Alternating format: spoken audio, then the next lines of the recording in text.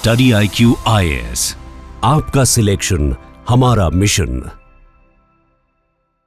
Why did the British move their capital from Calcutta to Delhi? Welcome to Study IQ. मेरा नाम है आदेश सिंह। दोस्तों, आज की कहानी दिल्ली शहर के नाम। दिल्ली यानी हमारे देश की राजधानी। यमुना नदी के तट पर स्थित ये शहर प्राचीन काल से ही न जाने कितने एम्पायर्स की राजधानी रही। दर्जनों साम्राज्य यहां फले फूले और बिखर गए, लेकिन दिल्ली शहर रहा और बढ़ता गया। 12th सेंचुरी से 19th सेंचुरी के बीच दिल्ली की बाउंड्री के अंदर 7 कैपिटल सिटीज का एग्जिस्टेंस देखने को मिलता है। इसके अलावा पृथ्वीराज चौहान से लेकर सल्तनत पीरियड तक और मुगल पीरियड से ब्रिटिश रूल तक दिल्ली इंडियन हिस्ट्री का मेजर पॉलिटिकल सेंटर रहा और आज ये दुनिया की सबसे बड़ी डेमोक्रेसी यानी इंडिया की कैपिटल है। लेकिन क्या आप जानते हैं कि दिल्ली का राजधानी बने रहना एक कंटिन्यूअस ट्रैजेक्टरी को फॉलो नहीं करता, यानी कि दिल्ली हमेशा और हर वक्त एम्पायर्स की राजधानी नहीं थी। फॉर एग्जाम्पल, मुगल शासक शाहजहां के दौर में मुगल्स की राजधानी आगरा हुआ करती थी, जिसे उन्होंने 1648 में शिफ्ट किया और मुगल्स दिल्ली आ गए। ऐसे ही मोहम्मद बिन तुगलक ने ब्रीफ टाइम पीरियड के लिए अपनी राजधानी को दिल्ली से डेक्कन के दौलताबाद में शिफ्ट किया था। यानी कि कैपिटल सिटी क्या होगी, इसका कोई फिक्स आंसर नहीं था। हर शासक अपनी कन्वीनियंस, जियोपॉलिटिकल इंटरेस्ट्स और प्रायोरिटीज के हिसाब से अपनी राजधानियों को बदलता रहता था, और ऐसा ही कुछ दिल्ली के साथ भी हुआ।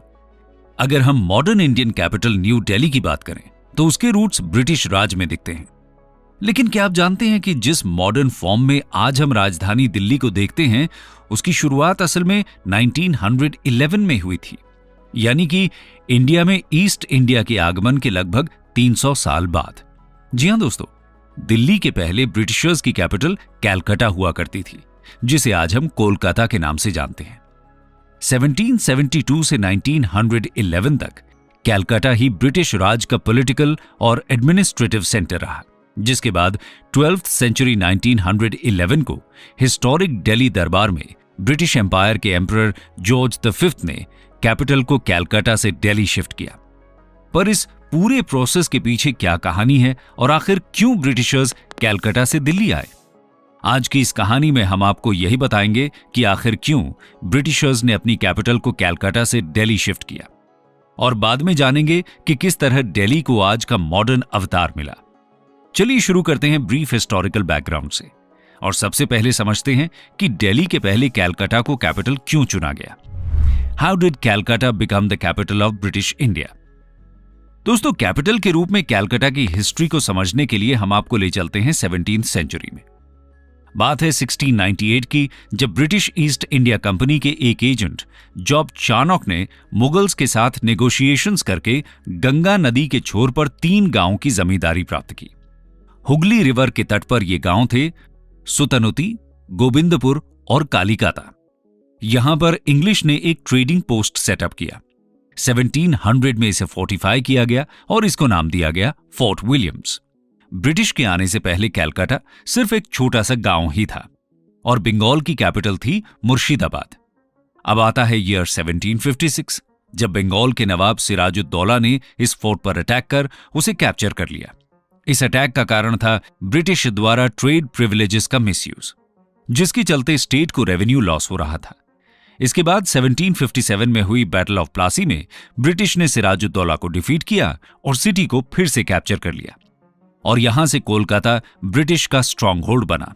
और फिर आता है ईयर 1772, जब इंडिया के first governor general Warren Hastings ने कैलकाटा में सभी इंपॉर्टेंट ऑफिसेज जैसे supreme court of justice, supreme revenue administration etcetera को मुर्शिदाबाद से कैलकाटा मूव किया, और इसी के बाद से कैलकाटा ब्रिटिश एम्पायर की सीट यानी कैपिटल बना। इसके बाद आने वाले समय में कैलकाटा एक बिजी और फ्लरिशिंग टाउन बना। यही नहीं, ये शहर आगे चलकर पूरे इंडिया के कल्चरल और पॉलिटिकल मूवमेंट्स का भी सेंटर बना। खैर, इस हिस्टोरिकल ट्रेजेक्टरी के बियॉन्ड अगर हम ये समझें कि आखिर क्यों ब्रिटिशर्स ने कैलकाटा को ही अपनी कैपिटल बनाया, तो इसका मेन कारण यह है कि उस दौर में बंगाल भारत के सबसे अमीर क्षेत्रों में हुआ करता था। गंगा डेल्टा के पास अपनी लोकेशन के चलते बंगाल और आसपास के इलाके काफी ज्यादा फर्टाइल थे। साथ में बे ऑफ बंगाल के माउथ पर स्थित ये रीजन ब्रिटिशर्स के लिए एक इंपॉर्टेंट ट्रेड सेंटर भी था, जहां से वो अपना इंटरनेशनल ट्रेड आसानी से कर सकते थे। इसके अलावा अपनी इकोनॉमिक वैल्यू के चलते बंगाल ब्रिटिशर्स के कॉलोनियल एम्बिशन का सूत्रधार भी बन सकता था, जहां पर ब्रिटिशर्स का कंट्रोल उन्हें इंडिया को कॉलोनाइज करने में मददगार साबित हो सकता था। ऐसा हुआ भी, क्योंकि ब्रिटिशर्स ने बंगाल में जो कुछ कमाया उसका इस्तेमाल उन्होंने अपनी वॉर्स को फंड करने के लिए किया, और यही वजह है कि कैलकाटा इनिशियली ब्रिटिशर्स की राजधानी बनी। तो दोस्तों, अभी तक हमने कैलकाटा के बारे में जाना। अब चलते हैं दिल्ली की ओर और समझते हैं मॉडर्न दिल्ली के हिस्टोरिकल बैकग्राउंड को। Historical background of modern Delhi. दोस्तों, इसकी शुरुआत होती है 1803 में, जब ब्रिटिशर्स बंगाल को जीतने के बाद पूरे इंडिया में अपना वर्चस्व कायम करने के लिए अलग अलग वॉर्स लड़ रहे थे। वेस्टर्न इंडिया में भी ऐसा ही एक वॉर चल रहा था, माइटी मराठास के साथ। ब्रिटिशर्स ने सेकेंड एंग्लो मराठा वॉर में माइटी मराठास को डिफीट किया। तब मराठा एम्पायर डेक्कन ही नहीं बल्कि नॉर्थ इंडिया तक फैला हुआ था, और इसलिए उसका इन्फ्लुएंस नॉर्थ इंडिया में भी काफी था। दिल्ली तब मराठास के स्फीयर ऑफ इन्फ्लुएंस में आता था, भले ही वो ऑफिशियली मुगल क्राउन के अंडर में था। इसलिए डिफीट के बाद पहली बार ब्रिटिशर्स ने दिल्ली में एक ब्रिटिश रेजिडेंट को बैठा दिया, ताकि ब्रिटिशर्स मराठास और बाकी के रीजनल सरदारों पर नजर रख सकें। इस रेजिडेंट ऑफिसर को मुगल क्राउन का एक तरह से प्रोटेक्टर अनाउंस किया गया। एक्चुअल में इस रेजिडेंट का काम था वहां के एडमिनिस्ट्रेशन को इस तरह से संभालना जिससे ब्रिटिशर्स का दबदबा पूरे रीजन में बना रहे। अब मुगल रूल सिर्फ एक नाम मात्र का रूल रह गया था, वास्तव में उनके पास कोई भी पावर नहीं थी। समय बीतता गया और फाइनली 1858 में मुगल रूल पूरी तरह से डिसॉल्व यानी खत्म हो गया। दोस्तों, मुगल एम्पायर के इस डिमाइस का इमीडिएट कारण था 1857 में हुआ फर्स्ट वॉर ऑफ इंडिपेंडेंस, जिसे हम सिपोय म्यूटिनी के नाम से भी जानते हैं। ओवरऑल देखें तो 1858 से दिल्ली पूरी तरह से ब्रिटिश कंट्रोल में आ गया था।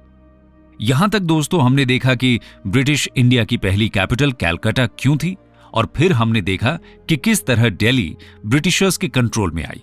अब हम देखेंगे कि आखिर ब्रिटिशर्स ने कैपिटल को शिफ्ट कैसे और क्यों किया। दिल्ली दरबार एंड द अनाउंसमेंट।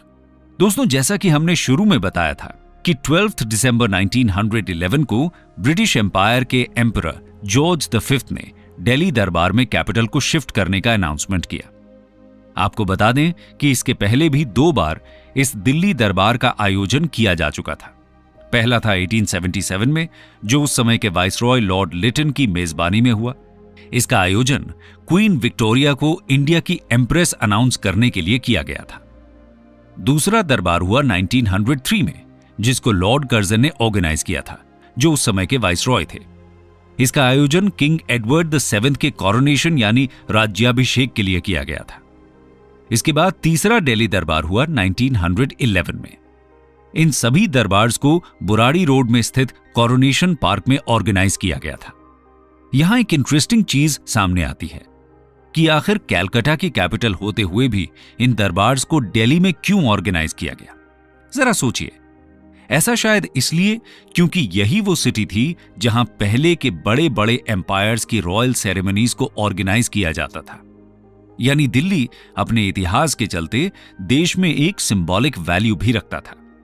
दोस्तों, तीसरे दिल्ली दरबार में किंग जॉर्ज V ने ब्रिटिश इंडिया की कैपिटल को कैलकाटा से दिल्ली शिफ्ट करने का अनाउंसमेंट किया।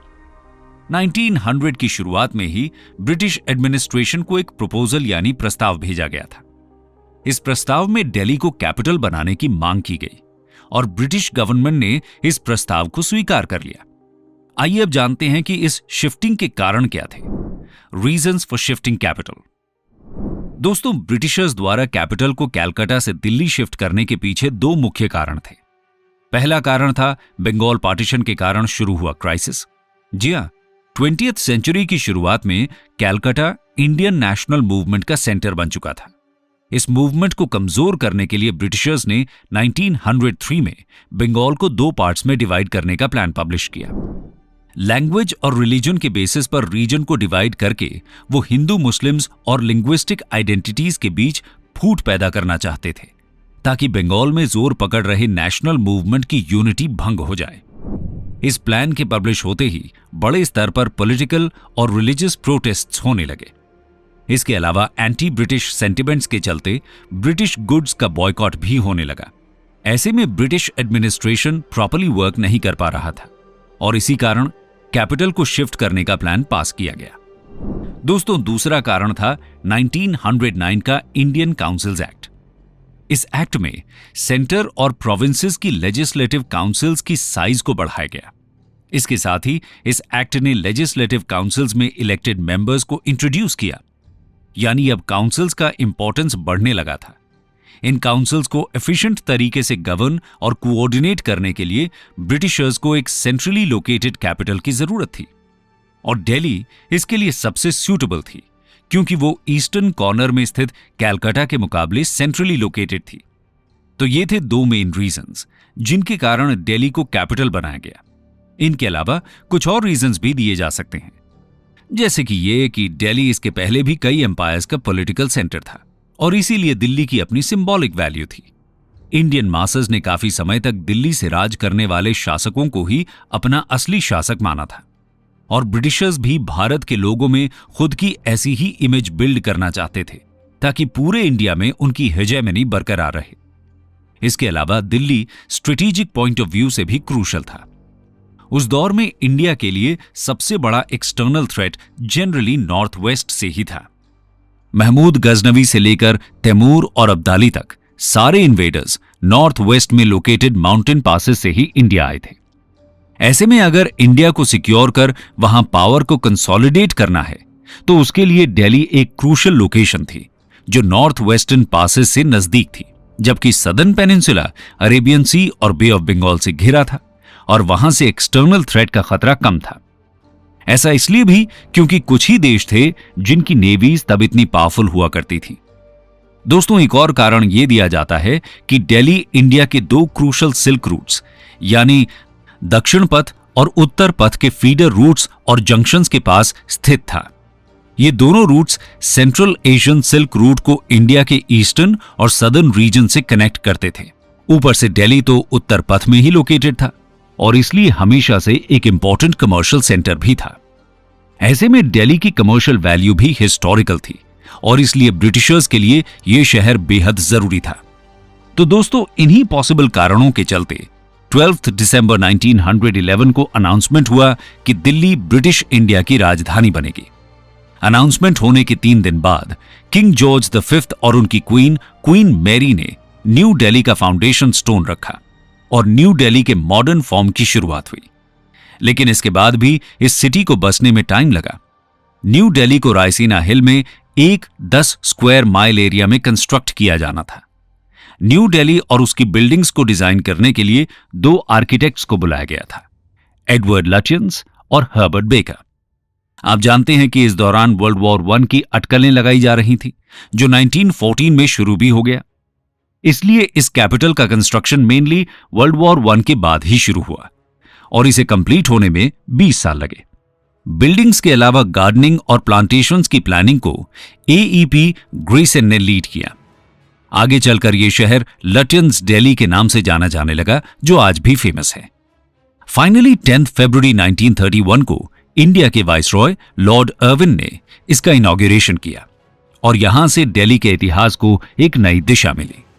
इंडिपेंडेंस के बाद भी न्यू दिल्ली को ही इंडिया की कैपिटल बनाया गया, जिसके बाद इसका इंपॉर्टेंस और भी बढ़ गया और आज ये शहर इंडिया की पहचान है। स्टडी IQ IAS, आपका सिलेक्शन हमारा मिशन।